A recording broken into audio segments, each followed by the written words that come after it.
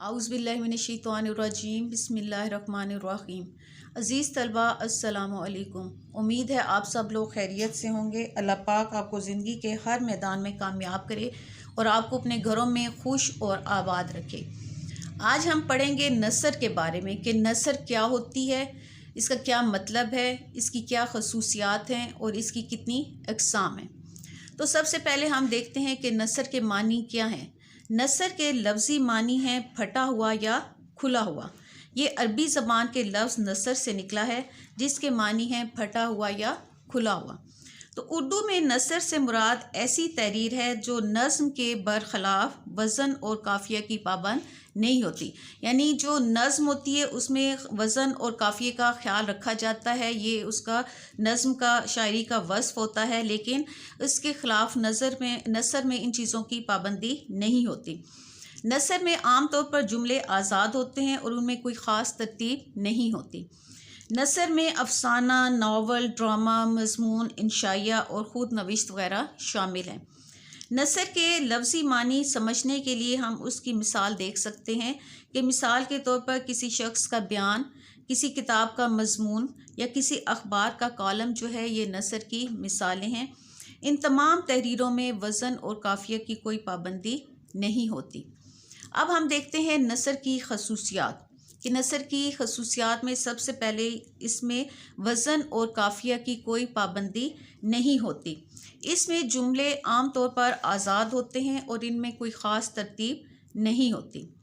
ये नज़्म के बरअक्स सलीस और आम फ़हम यानी आम समझ में आने वाली जो ज़बान है उसमें लिखी जाती है।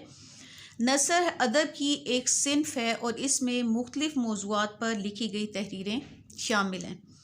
नसर में वज़न का एहतमाम नहीं होता चूँकि वज़न जो है वो शायरी का वस्फ़ है। इसमें जो है नसर में अबहाम भी ना हो, यानी कोई शक व शुबा भी ना हो, क्योंकि अगर एक जुमले में कई मानी हों तो ये नसर का ऐब है, यानी ये फिर नसर जो है वो सही तौर पर नहीं होती।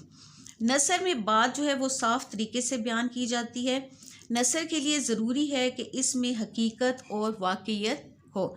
नसर का बुनियादी मकसद ये है कि इससे वो काम लिया जाए जो शेर में आसानी से मुमकिन ना हो, यानी जो शायर जो है वो जो शायरी में अपने शेर में जो बात बुरी तरह नहीं कह सकता वो नसर में कही जा सकती है। अब हम देखते हैं कि नसर की अक़साम कौन कौन सी हैं। नसर की कई अक़साम हैं जिनमें पहली जो है वो है सादा नसर।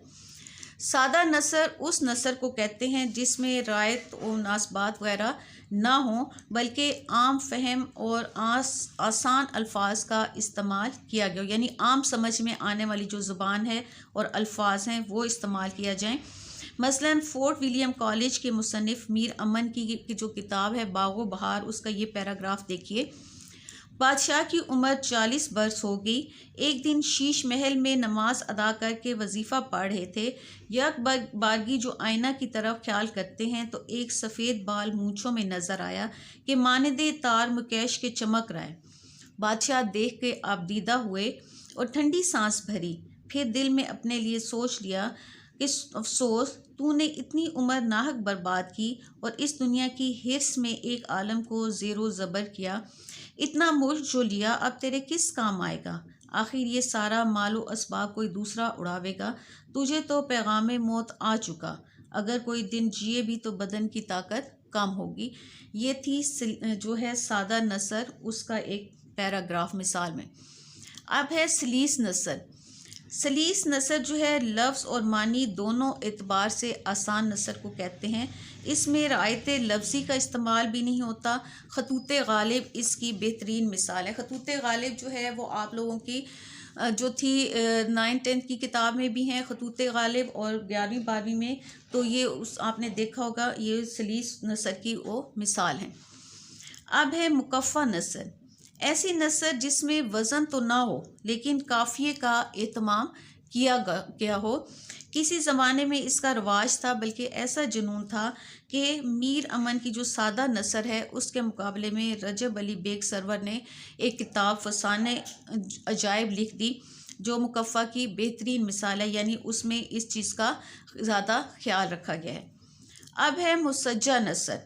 मुसज्जा नसर ऐसी नसर को कहते हैं جس کے دو جملوں کے تمام الفاظ ایک دوسرے کے ہم وزن ہوں اور آخر کے الفاظ بھی ہم قافیہ ہوں۔ ہم قافیہ کہتے ہیں ہم آواز الفاظ۔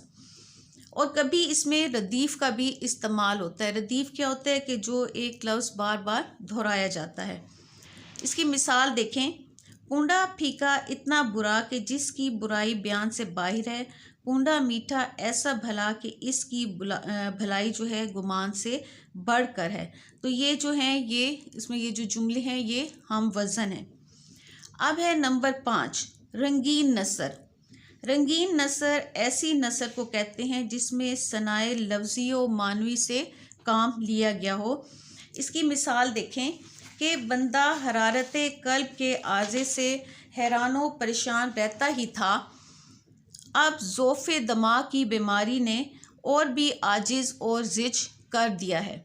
ہر دم یہی سوچ اور منصوبہ آتا تھا کہ کدھر جاؤں اور کون سی ایسی چال چلوں کہ یہ عارضہ بڑھنے نہ پائے۔ اب اس نمونے میں یہ جو ابھی ہم نے یہ دیکھی ہے مثال میں، یہ پیراگراف جو دیکھا ہے، اس میں بہت سارے الفاظ جو ہیں وہ شطرنج کے مناسبات سے تعلق رکھتے ہیں، مثلا قلب، زج، منصوبہ، کدھر جاؤں، چال چلوں، بڑھنے نہ پائے وغیرہ۔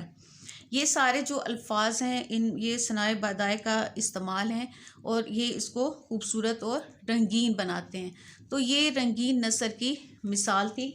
آپ نے دیکھا کہ نثر کیا ہوتی ہے، اس کا مطلب کیا ہے، اس کی کیا خصوصیات ہیں اور اس کی کتنی اقسام ہیں۔ امید ہے آپ لوگوں کو جو ہے یہ اس کا پڑھ کے فائدہ ہوگا، آپ کی معلومات میں اضافہ ہوا ہوگا۔ آپ کو اگر جو ہے میری ویڈیو اچھی لگی ہے تو اپنے دوستوں میں اس کو شیئر بھی کریں، لائک بھی کریں اور کمنٹ میں اچھے اچھے کمنٹس دیں۔ اور اگر کسی بچے کو کچھ سمجھ نہیں آتی ہے یا کسی کو کوئی اپنے سلیبس میں کوئی سمجھ نہیں آتی ہے تو وہ کمنٹ سیکشن میں مجھ سے پوچھ سکتا ہے۔ تو آپ میرے چینل کو سبسکرائب کریں، لائک کریں اور شیئر بھی کریں۔